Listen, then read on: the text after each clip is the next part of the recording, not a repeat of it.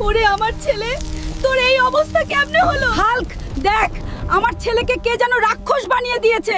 তুই কিছু একটা কর। হেডাম বাবা, আমার ভাইয়ের কি হয়েছে? ও রাক্ষস হয়ে গেল কেন? হাল্ক, তোর ভাইকে রাক্ষস জাদুকর জাদু করে রাক্ষস বানিয়ে দিয়েছে। তুই যদি ঠিক সময় তাকে শেষ না করে দিস, তাহলে সে একে একে সবাইকে রাক্ষস বানাতে থাকবে। নিশির পেঁচা, তুই কই গেলি? আমাকে এখনই দক্ষিণের কালা পাহাড়ে নিয়ে চল।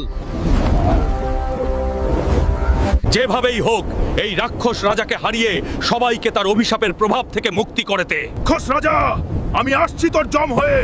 এই রাক্ষস রাজার সৈন্যরা, তোরা আমার সামনে ময়লা ছাড়া আর কিছুই না। তাড়াতাড়ি তোদের রাজাকে ডাক। হাল্ক, তুই আমার রাজ্যে এসে ঝামেলা করছিস, আমি তোকে ছাড়বো না।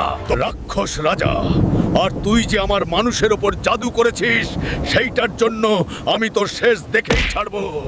হাল্ক, তুই আমার সামনে কিছুই না। আজ থেকে